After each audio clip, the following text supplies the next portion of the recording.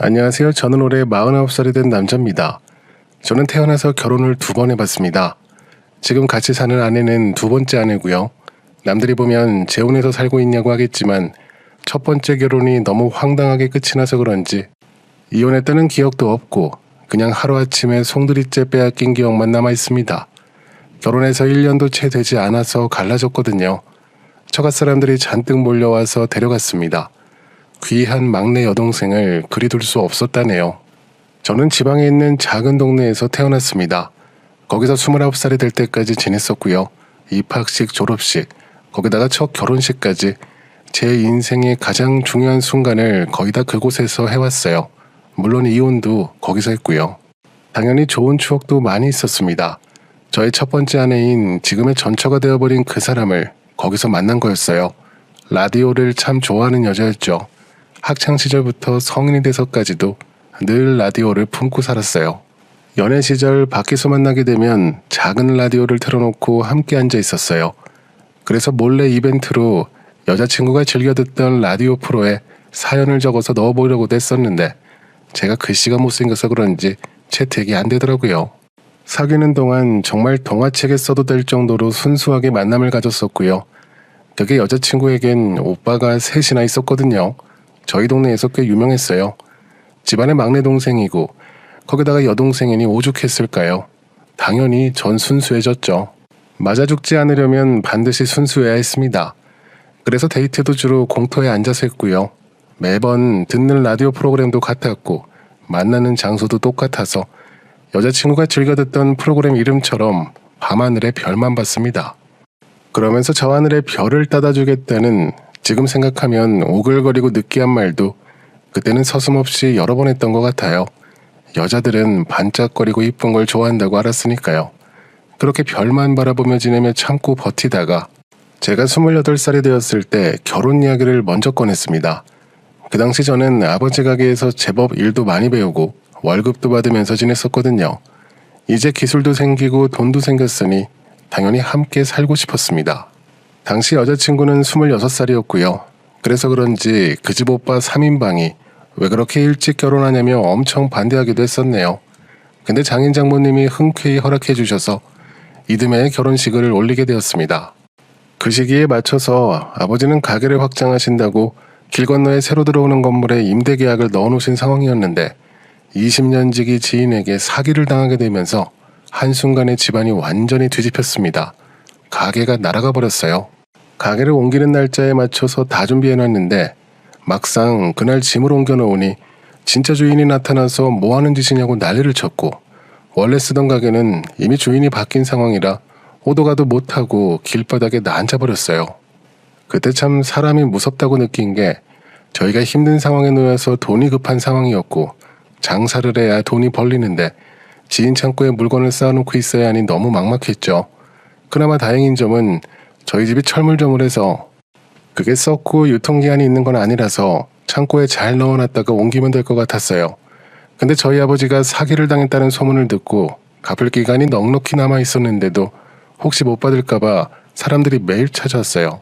창고에 있는 물건 다 팔아버리라고 그 돈으로 갚으라고 닥달하고 그렇게 급하게 물건을 넘기려고 하면 급전 필요한 걸 아는지 가격을 후려쳐서 사려는 사람뿐이었어요.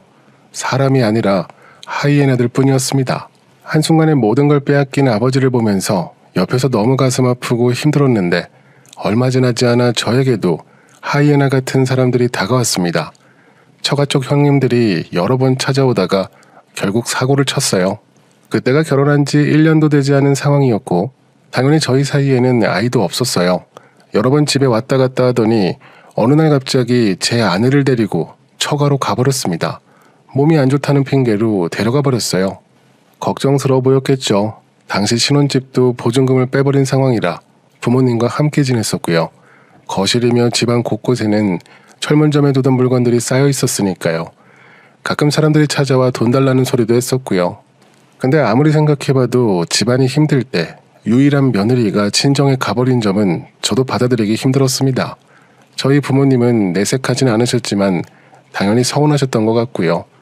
그리고 얼마 뒤 황당한 소리를 들었어요. 처가에서 먼저 이혼 이야기를 꺼내더군요. 결혼한 지 얼마 되지도 않았고 아직 아이도 없으니 요즘 말로 표현하자면 빠르게 손절하고 싶은 생각이었나 봅니다. 동생 핑계로 오며 가며 저희 집 상황을 다 보고 있었을 테니까요. 그날 처가에 달려가서 제대로 뒤집었습니다. 이건 해도 해도 너무하는 거 아니냐면서 상처 입은 사람에게 소금 뿌리는 것도 아니고 이게 사람이 할 짓이냐고 했어요. 굳이 이 시기에 이혼 이야기를 해야 했냐고. 제가 고래고래 소리를 지르자 그 집 삼형제들이 우르르 몰려나왔고 맞아 죽든 속 터져 죽든 끝장을 보자며 저도 가만히 있지 않았습니다. 내 마누라 데리러 왔다고 비키라고 했어요. 그렇게 한참을 엉켜부터 몸싸움을 하고 있는데 안방 문을 열고 굳은 표정의 아내가 나왔습니다. 그래도 신혼은 신혼인지 그땐 얼굴 보니 좋더군요. 그때까지도 삼형제들이 이상한 소리를 해서 아내가 잠깐 흔들렸다고 믿고 있었어요. 근데 표정을 보니 제 생각이 틀린 것 같았습니다. 아내가 그러더라고요. 자신이 없다고, 자기는 앞으로 같이 살 자신이 없다고 했습니다. 그래서 제가 우리 집이 망해서 그러냐고, 돈이 없어서 자신이 없는 거냐며 소리쳤지만 아내는 아무 말 없이 방으로 들어가 버렸어요. 그게 제가 처음 해본 이혼이었어요. 그날 그렇게 집에 돌아와서 부모님께는 아무 말도 하지 못했어요.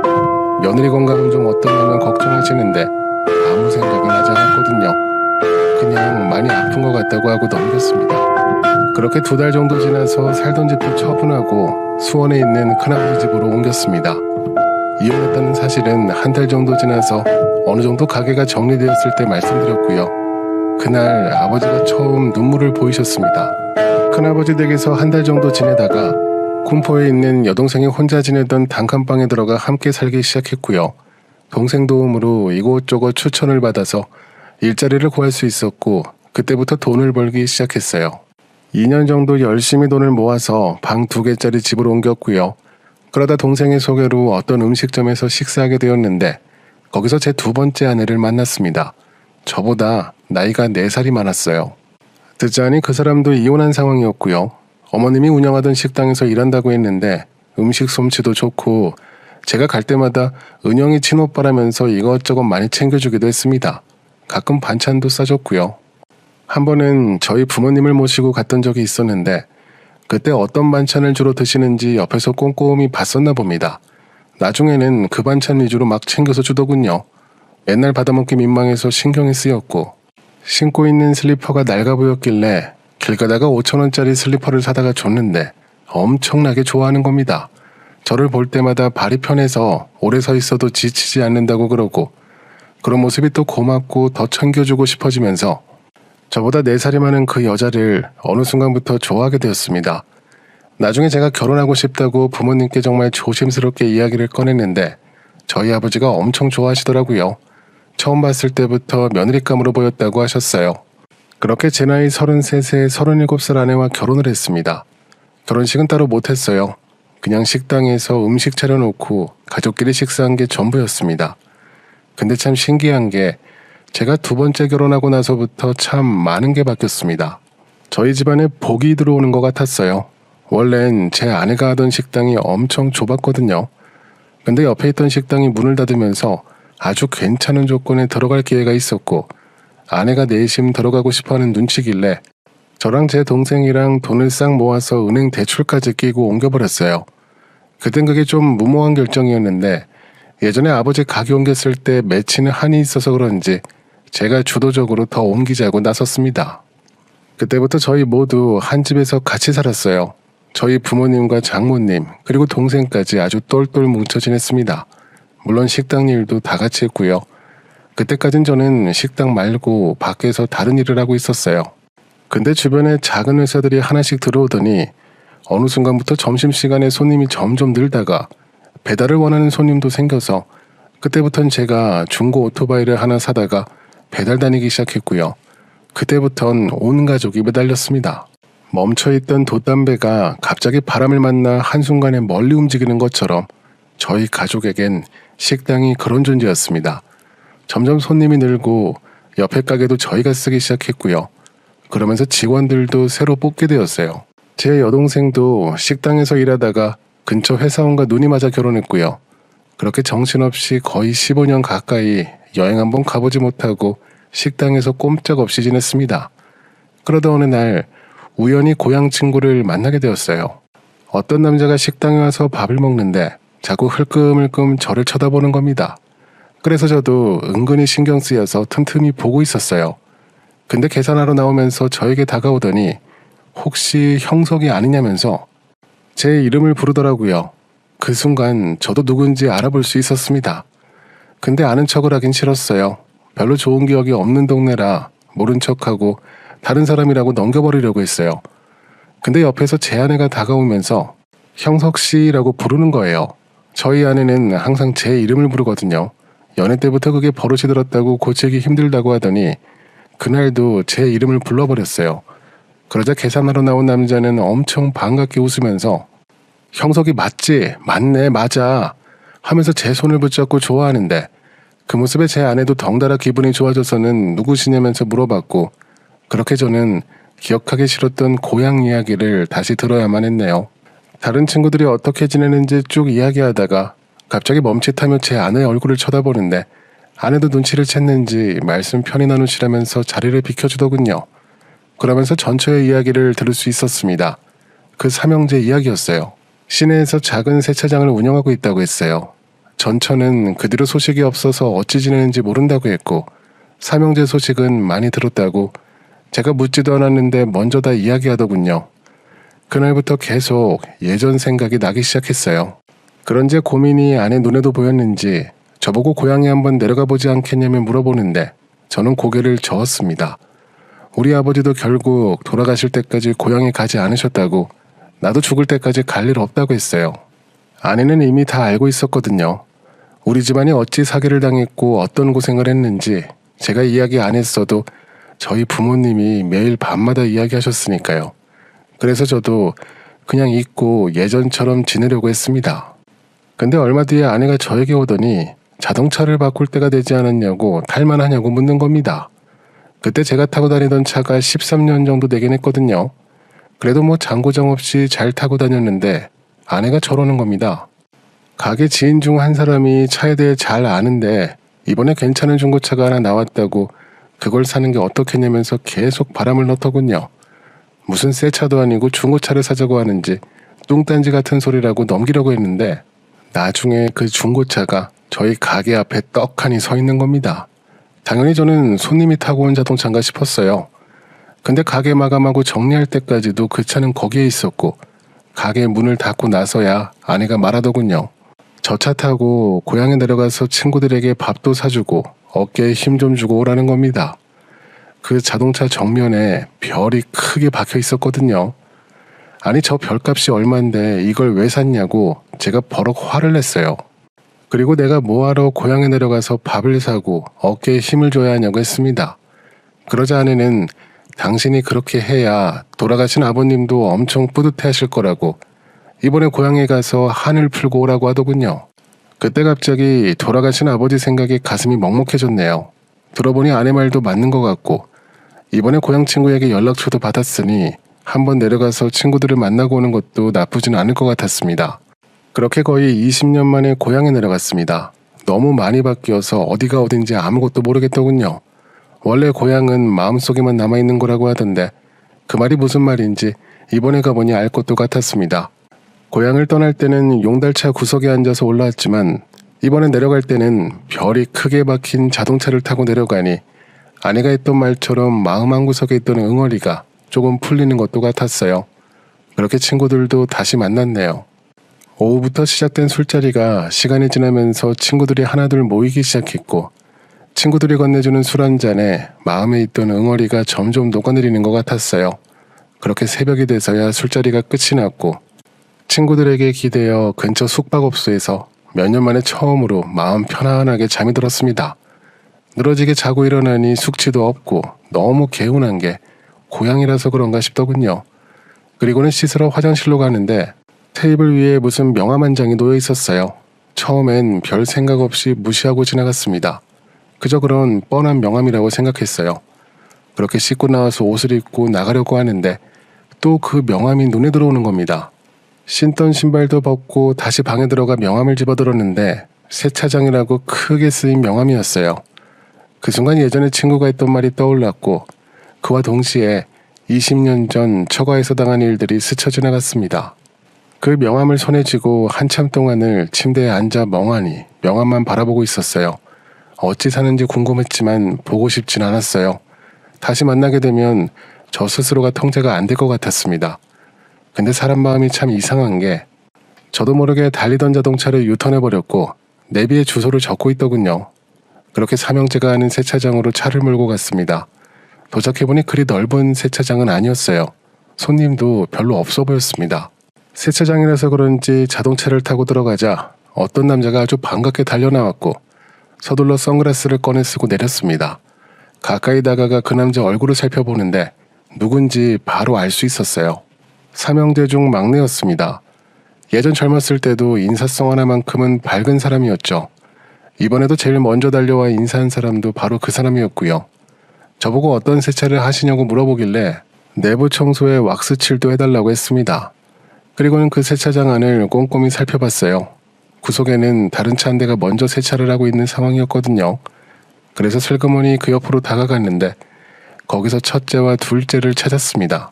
옆에서 멀뚱멀뚱 서 있자 삼형제 중 첫째가 저에게 웃으며 다가오더니 커피라도 한 잔 타서 드리겠다고 하길래 알겠다고 달라고 했습니다. 그리고 얼마 지나지 않아서 삼형제 모두 제 차에 다가와 세차를 시작했어요. 기분이 참 묘했습니다. 아는 척을 하기도 그렇고 아무리 내가 선글라스를 쓰고 있다고 해도 못 알아보는 게 조금 서운하기도 했어요. 그런데 그때 갑자기 막내를 찾기 시작하더니 막내야, 내부 세차 손님이다 하며 부르는데 건물 안에서 어떤 여자가 서둘러 나왔어요. 얼굴은 손수건 같은 걸로 다 가린 상태였고 귀에 이어폰을 꽂고 모자를 푹 눌러 쓰고 있더군요. 그러면서 제 차 뒷좌석을 청소하는데 아무리 봐도 너무 익숙한 모습이었습니다. 전처랑 비슷했습니다. 얼굴을 다 가리고 있어서 확실하진 않았지만 체구나 이런 게 비슷했고 게다가 막내라고 하는 걸 보니 맞는 것 같았어요. 근데 확인할 방법이 없어서 혼자 고민만 하고 있다가 자동차 안에 꺼내야 할 게 있다고 하고는 슬쩍 조수석에 들어가 가까이서 보려고 했습니다. 그 여자는 이어폰을 끼고 있어서 그런지 제가 문을 열어도 별 반응이 없었어요. 그래서 조수석에 얼굴을 넣고 과감하게 선글라스를 벗었습니다. 그리고 그 여자와 눈이 마주쳤어요. 저도 눈을 피하지 않고 같이 바라봤고요. 그러자 갑자기 그 여자가 하던 청소를 멈추고 차에서 나가버렸습니다. 그 모습을 보자 삼형제 중 첫째가 고래고래 소리를 지르며 이러다 말고 어딜 가냐고 빨리 와서 마주하라고 부르기 시작했고 저는 다시 선글라스를 쓰고 밖에 서 있었어요. 근데 그 여자는 건물 밖으로 나오지 않았습니다. 결국 삼형제 중 셋째가 건물로 들어가 억지로 끌고 나오는 것 같았네요. 이번에는 이어폰도 끼지 않고 얼굴을 푹 숙이면서 나오는데 그때는 확실히 알겠더군요. 20년 전 자신 없다며 떠나버린 제 전처가 맞았습니다. 얼마 뒤 세차가 끝이 나는 것 같았고 저는 자연스럽게 선글라스를 벗었습니다. 그리고 뒷자리에 있던 전처 앞에 대놓고 서 있었어요. 이번에도 저랑 눈이 마주치자 하던 청소를 멈추고 그대로 굳어버리더군요. 그때 삼형제 중 첫째가 저에게 다가와 청소가 다 되었다고 계산하시겠냐고 묻길래 속주머니에서 지갑을 꺼냈습니다. 5만원권 2장을 꺼내서 줬고 잔돈은 괜찮다고 했어요. 그러자 저보고 감사하다고 인사를 하며 제 얼굴을 쳐다보다가 갑자기 굳어버리는 겁니다. 저보고 혹시 형석이 아니냐면 물어보는데 그 소리를 듣고 뒤에 있던 다른 형제들도 황급히 저에게 다가왔고요. 그동안 말 한마디 없던 삼형제 중 둘째가 형석이가 맞다며 소리쳤어요. 그러면서 둘째 셋째까지 저에게 달려와서 손을 붙잡고 반갑다고 하는데 이게 무슨 상황인가 싶었습니다. 맞은 놈은 기억해도 때린 놈은 기억 못한다고 하더니 그때가 딱 그 상황인 것 같았습니다. 그러자 첫째가 저와 제 자동차를 번갈아 보더니 예전에 망했다고 하지 않았냐고 물어보길래 그게 언제적 일인데 아직까지 망했겠냐고 다 옛날 이야기라고 했습니다. 지금은 작은 사업을 하나 운영하고 있다고 했어요. 옆에 있던 둘째가 저보고 요즘 어떻게 지내냐고 하면서 재혼은 했냐고 묻길래 결혼해서 아들 하나 낳아서 잘 키우며 지낸다고 웃으면서 이야기해줬습니다. 제가 웃을수록 삼형제들 표정은 점점 어두워지더군요. 계속 안절부절 못하면서 건물 쪽을 쳐다보길래 거기서 더 이야기를 나눠봐야 득될 게 없을 것 같아서 그냥 나왔습니다. 굳이 건물 안까지 들어가서 얼굴 볼 이유는 없다고 생각했네요. 물론 전처는 제 얼굴을 똑똑히 기억하고 있겠죠. 집에 가는 길에 아내가 좋아하는 찐빵을 좀 사다가 갖고 들어갔습니다. 아내는 저를 보자마자 어땠냐고 좋았냐고 하면서 이것저것 물어보길래 그냥 술집에 박혀서 어깨 힘주러 갔다가 간만 축 내고 왔다고 했어요. 그날 밤은 오랜만에 라디오를 틀어봤습니다. DJ는 바뀌었어도 프로그램은 그대로더군요. 별을 따다가 주겠다는 약속은 못 지켰어도 별을 닦게 해주긴 한 것 같아서 그냥 퉁치고 다 잊고 지내려고 합니다. 앞으로는 제 아내에게 더 잘하려고요.